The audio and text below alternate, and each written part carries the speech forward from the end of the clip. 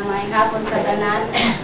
Ang pagtulunan nga ito nabatian, ang verse nga nakapa-struck sa ako katumingon nga dili ta magtigong og puntil dinhi sa kuan sa yuta kundi sa langit. So, kabayo naman ta na mga buhat kun nga makapalipay sa ato Ginoo para sa aron daghan mga tentasyon nga kung asa ta ato dayha pwede dito mga lain pud nga mga tigong-tigong. Pero karon bisag birthday ni ato ganian na isgot gapon kita sa pagtulunan sa Ginoo.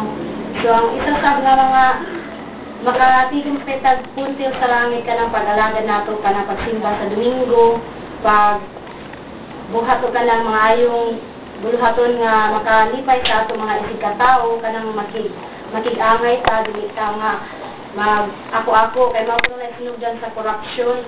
Kung makita nato sa patalastas ni Recto, ya ko nang tanya kang Recto nga ang pandesal at tuhurot sa iga, di ka makig-angay sa isig katao, anak ko na magsugod ang korupsyon. So, makig-angay ta sa ato isig katao kay di man ta mo bato sa kalibutan. So, isa siguro nakapagi nga makatipon tao puntil dito sa langit. Mga ganyan.